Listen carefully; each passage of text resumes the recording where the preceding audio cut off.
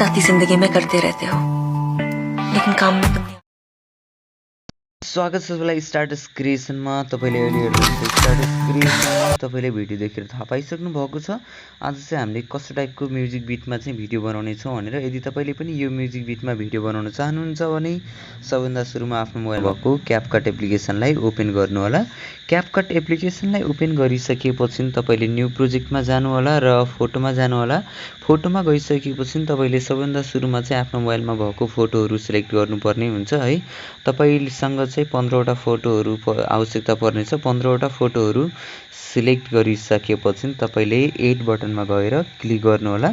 Add बटनमा click गरिसकेपछि सबभन्दा सुरुमा चाहिँ हामीले फर्म्याट युज गर्नेछौं। फर्म्याटको लागि चाहिँ फर्म्याटमा क्लिक गर्नुस्। त्यसपछि तपाईले 16:9 को रेशियो चुज गर्नु होला। 16:9 को रेशियो क्लिक गरिसकेपछि तपाईले इमेजमा क्लिक गर्नुस्। थोरै साइडमा सार्नु होला र एडिटमा जानुस्। एडिटमा गएर रोटेट गर्नुस्। तपाईले सबै इमेजहरुलाई चाहिँ रोटेट गर्दै जानुपर्ने हुन्छ है। किन भन्दाखेरि हामीले 16:9 को रेशियोमा राखेका छौं। पछि चाहिँ हामीले 9:16 को रेशियोमा नै राख्ने छौं र अहिले चाहिँ हामीले यसमा कुनै पनि एनिमेसनहरु अथवा इफेक्टहरु युज गर्नको लागि चाहिँ यसलाई रोटेट गरेको हो है।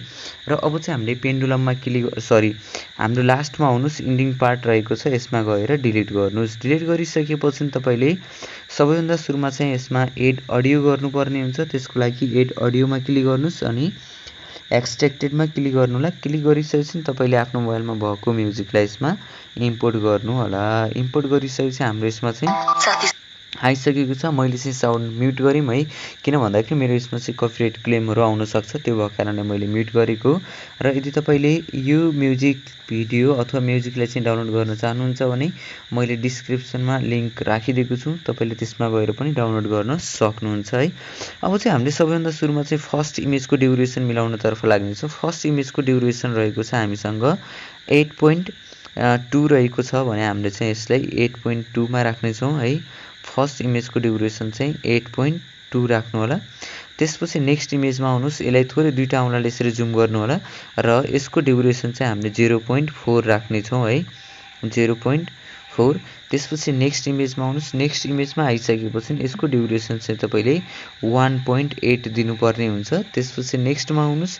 यो इमेजको ड्युरेसन चाहिँ हामीले 1.2 राख्ने छौं। 1.2 राखेपछि फेरि नेक्स्ट इमेजमा आउनुस्। यो इमेजको ड्युरेसन तपाईले 0.4 राख्नुपर्ने हुन्छ। 0.4 मा गइसकेपछि नेक्स्ट इमेजमा आउनुस्। यो इमेजको ड्युरेसन चाहिँ तपाईले 1.3 राख्नुपर्ने हुन्छ। 1.3। त्यसपछि फेरि तपाईले नेक्स्ट इमेजमा क्लिक गर्नुस् र 0.4 मै राख्नुपर्ने हुन्छ। 0.4। त्यसपछि नेक्स्ट इमेजमा क्लिक गर्नुस्। 0.4 राखिसकेपछि हामीले फेरि 1.3 राख्ने छौं। 1.3।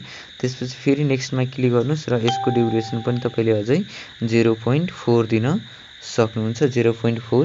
अनि त्यस्तै गरेर तपाईले फेरि 1.3 राख्न सक्नुहुन्छ है। 1.3।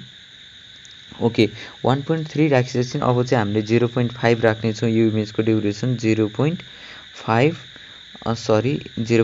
त्यसपछि नेक्स्ट इमेजमा क्लिक गर्नुस्। नेक्स्ट इमेजमा क्लिक गरिसकेपछि अब तपाईले फेरि के गर्नुपर्ने हुन्छ त 1.3 मा राख्नुपर्ने हुन्छ। त्यसपछि नेक्स्टमा क्लिक गर्नुस्। यसको ड्युरेसन पनि हामीले 0.5 दिने छौं है। 0.5। त्यसपछि 1.7 राख्ने छौं सेकेन्ड लास्ट इमेजको र लास्ट इमेजको ड्युरेसन चाहिँ तपाईले यो इमेजको ड्युरेसन अथवा म्युजिकको ड्युरेसन सम्म राख्नुस् 1.4 है। हामी सबैभन्दा सुरुमा चाहिँ यसमा एनिमेसन राख्नतर्फ लाग्ने छौं। फर्स्ट इमेजमा क्लिक गर्नुस्। त्यसपछि एनिमेसनमा क्लिक गर्नु होला र कम्बोमा क्लिक गरिसकेपछि हामीले फर्स्ट इमेजमा चाहिँ बाइसेक्ट 2 इफेक्ट युज गर्ने छौं। बाइसेक्ट 2।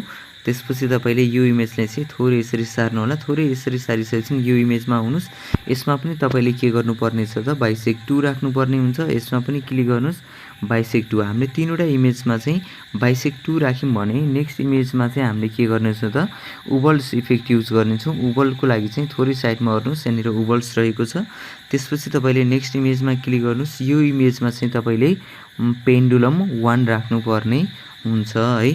र यसमा पनि हामीले के गर्ने छौं पेन्डुलम 1 दुईटा इमेजमा पेन्डुलम 1 अनि त्यसपछि फेरि नेक्स्ट इमेजमा क्लिक गर्नुस्। यसमा पनि तपाईले पेन्डुलम 1 नै राख्नुपर्ने हुन्छ र यसमा पनि पेन्डुलम 1 नै राख्नुस्। हामीले चारवटा इमेजमा पेन्डुलम 1 राख्यौं भने नेक्स्ट इमेजमा चाहिँ फेरि के गर्ने छ त बाइसेक्ट 2 इफेक्ट युज गर्नेछौँ, बाइसेक्ट 2। त्यसपछि नेक्स्ट इमेजमा क्लिक गर्नुहोस्।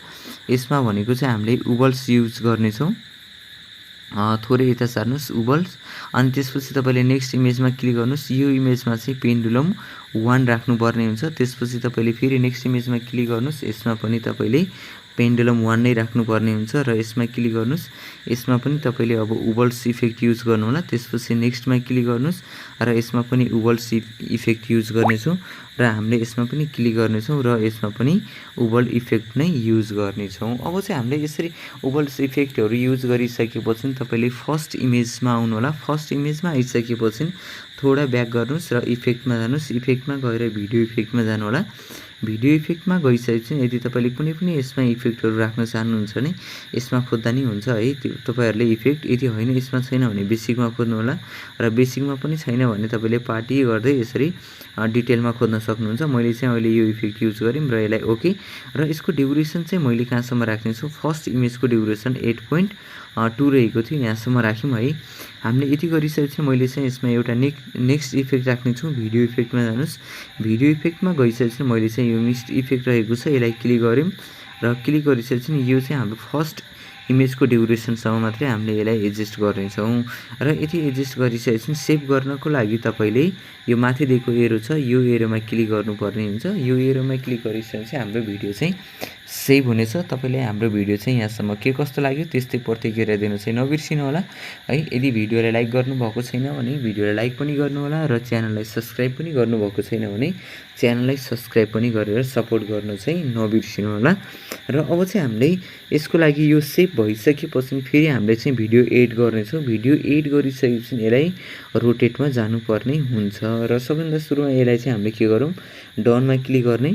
डनमा क्लिक गरिसकेपछि अब चाहिँ हामीले के गर्नेछ त न्यू प्रोजेक्ट र भिडियोमा जानुहोस्। जुन भिडियो तपाईँले सेभ गर्नुभएको थियो त्यो भिडियोलाई तपाईँले फेरि यसमा एड गर्नुपर्ने हुन्छ र सबैभन्दा सुरुमा चाहिँ फर्मेटमा जानुहोस्। त्यसपछि 9:16 रेसियो चुज गर्नुहोस् अनि इमेजमा क्लिक गर्नु होला। त्यसपछि तपाईँ थोरै साइडमा सार्नुहोस्, एडिट अनि रोटेट लेफ्ट डिग्री रोटेट गर्नुहोस् र लास्टमा आउनुहोस्। एडिटिङ पार्ट रहेको छ, यसमा क्लिक गरेर डिलिट गर्नुहोस्। डिलिट गरिसकेपछि अब तपाईँले सेभ गर्नको लागि माथि एरो दिएको छ, यसमा क्लिक गरेर तपाईँले सेभ गर्न सक्नुहुन्छ र टिकटकमा पनि तपाईँले 9:16 रेसियोमा पोस्ट गर्न पाउनुहुन्छ। हाम्रो च्यानलमा यदि नयाँ हुनुहुन्छ भने च्यानललाई सब्सक्राइब